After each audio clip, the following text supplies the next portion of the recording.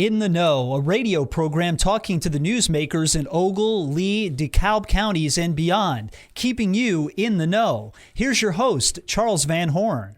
Good morning and happy Sunday. I'm Charles Van Horn, joined in studio by Rochelle's very own Mayor John Bearrows. Good morning. Good morning. How you doing today? First day of March, in like a lamb or a lion. It's always a rough guess on what that truly means. We don't really know if it actually came in like a lamb or a lion till the last day of the month, don't we? Yeah, exactly. There are a lot of things going on in Rochelle for the month of March as we kick things off today.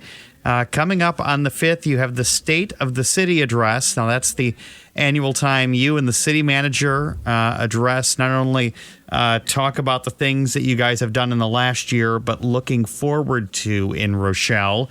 And we got a pretty good sense of what's been accomplished so far this year in Rochelle. But I'm going to ask you straight away, what's your big takeaway for the last year? Like the number one accomplishment you think the city got done?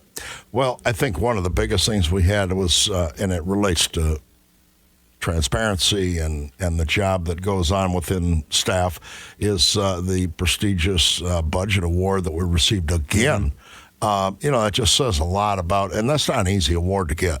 And it takes a lot of effort on the staff's part to make sure that, we've got everything in order. And I think that is, in today's world, that's one of the things that is extremely important. Whether we purchased a new truck for the street department or a new line truck for utilities, those things kind of go without saying. But when you have this budget award, which we've gotten now, I believe, 5 years in a row, that's just amazing. And it's to me, it sends a kind of a tone of comfort level for people to know that your funds are getting handled properly and transparency there. I think that's ultra important. As large as the city of Rochelle is, that is a lot of things to keep track of. As a lot of us have just finished up doing our own personal taxes. And I tell you what, I deserve to be audited, as sloppy as my paperwork is. How you guys manage to win awards is beyond me, because I can't keep track of receipts. I can't keep track of anything. Well, you have to realize Chris Cardot and her entire staff in the finance department, that's what they work on every day. Yeah. Every day, in and out. And, it's just, as you say, there's a lot of stuff going on. There's monies that come in. There's bills that go out.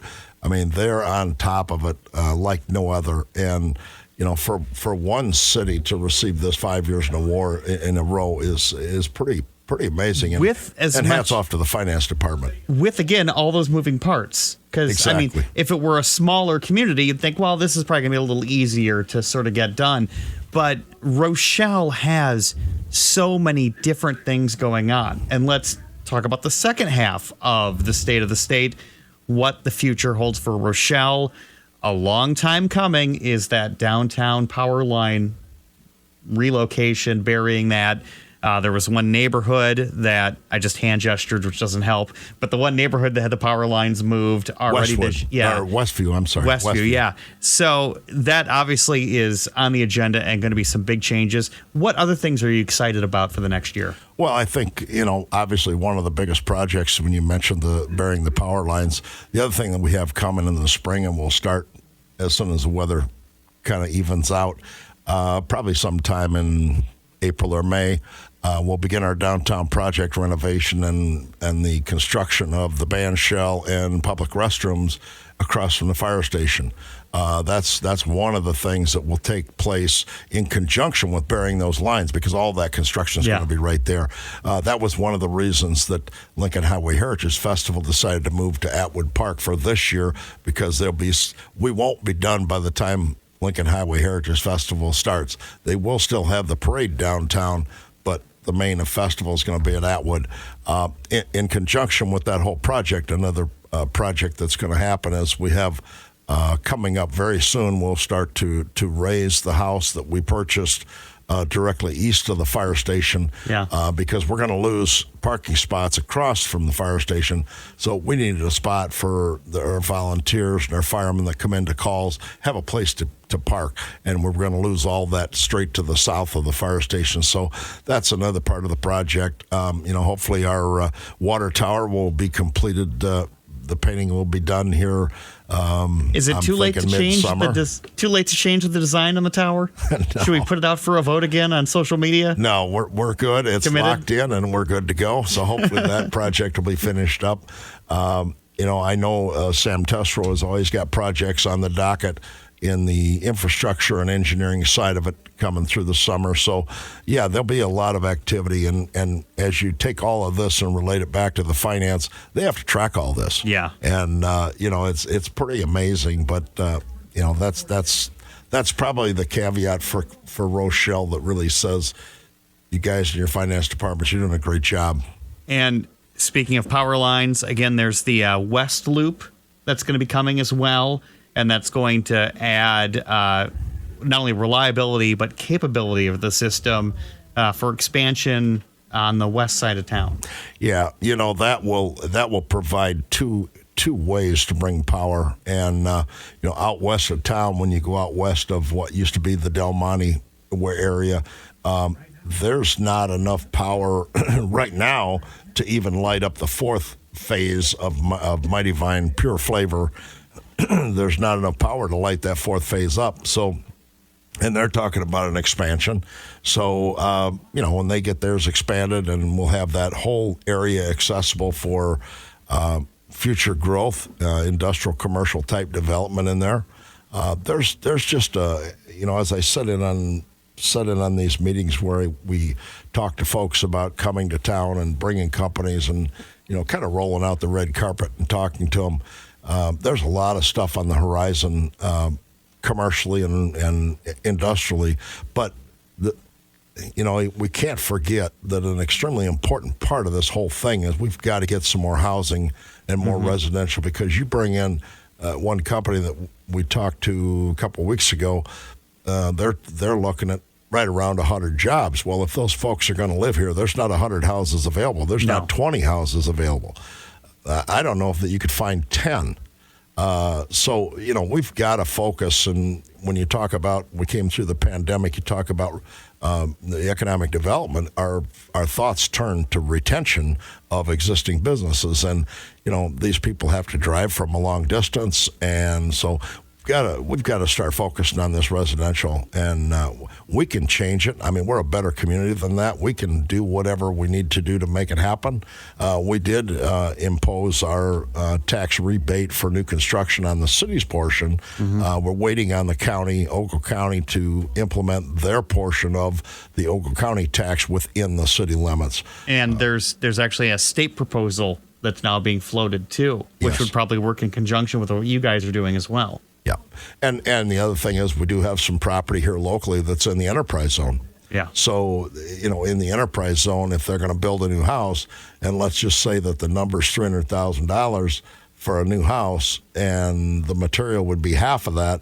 So you save the sales tax in the enterprise zone on the materials. So that could be from $6,000 to $10,000 per unit. Yeah.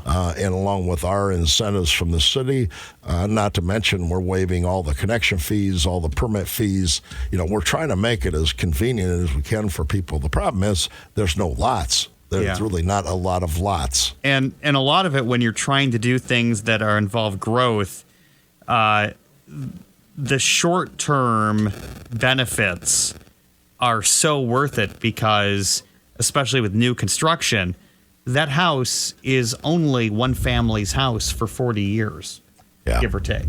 And it's where the benefit to the city is that there'll be 3 or 4 generations of people living in that house and spending money in the community, paying taxes in the community, using community resources, putting children through the great schools in Rochelle.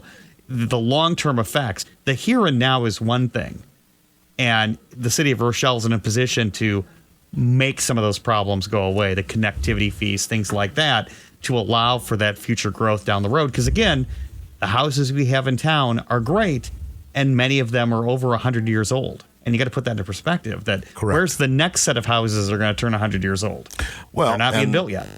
Honestly, I've always felt that, and I'm not on the school board, obviously, but I've always felt that, we have to look at what's the future of our schools. If we don't have people moving in here with young families and utilizing our schools, we saw one school close already. It's being utilized for other things, but the population of the class of whatever it is, 2035, appears at this point to not be a big growth spurt at all. Yeah. And, unfortunately, the school has so many unfunded mandates thrown at them that, they're strapped to make all this stuff work, and we need more people. Let's talk about things outside of your control happening in the next year. The interchange, I-39, Illinois 38, the diverging diamond. That is going to be a not traffic-wise for a bit.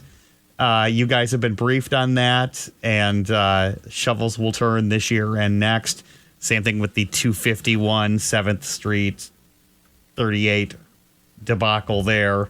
Because that is just, as you've said before, we've talked about it, that is one of the most congested interchanges when it regards to infrastructure imaginable. So there's going to be a lot of orange cones and a lot of construction flags over the next 2 years in and around Rochelle. But, the silver lining is when it's done, they're done, right?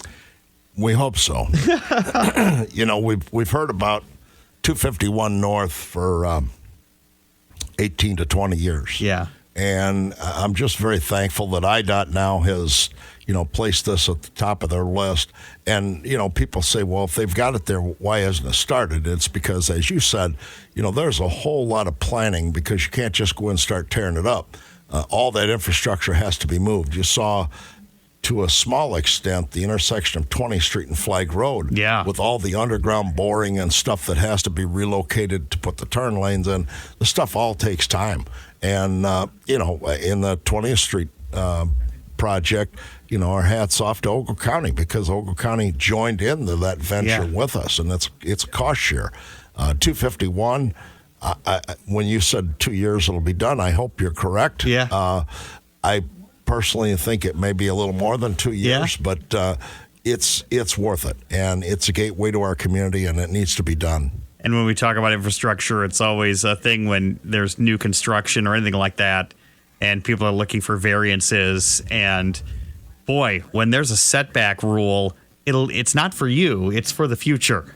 So remember that if you are interested in purchasing and building anything commercial or industrial in and around any of the fine roads of Rochelle, when they tell you have to be 20 feet away from the road, they mean it. And there's a reason for that. Yeah. There's a reason for that. Again, Sam and those guys who have to deal with all that stuff, can you imagine what it would be like if you didn't have, and this actually came up in the city council meeting this past week, if you didn't have the maps and the resources to locate all that stuff? Can you imagine if this was 1965 and you're out there with hand probes trying to find everything? And that was one thing we did this past week at our city council meeting on Monday night was renewed the contract, a license agreement, if you will, for their GIS system. The mapping system. We know where. I hesitate to say this because it always brings up another conversation, but we know where every manhole is at. Yeah. And when we go out to mark manholes that need to be raised, it's all mapped. And I can't imagine, as we talked at the meeting about, you used to pull a map down on the wall and you'd say, okay, there it is. And you didn't even have a smartphone to take a picture of that map and then go to the field. Yeah. It was, you'd make little notes. And so this GIS system that we just approved this past week, or the license agreement. And again, it's not the big things, the manholes. It's the little things because it keeps track of all sorts of layers of data. Yeah. And as someone who occasionally operated a backhoe, I have to say that knowing where stuff is vitally important. Extremely. We have some work going on this past week on Calvin Road. Speaking of backhoes and underground work, we had a gas leak on a main. Nicor did on Calvin for some time.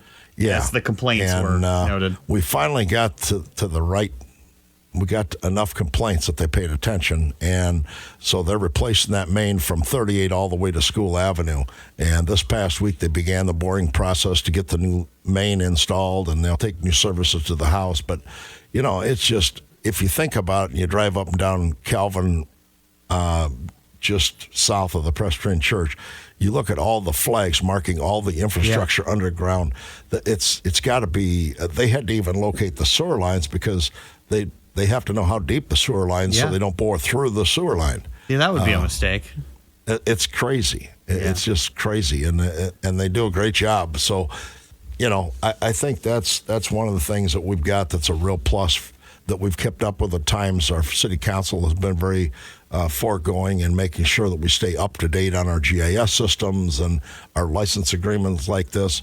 City of Rochelle has always been proactive for decades, and that continues today.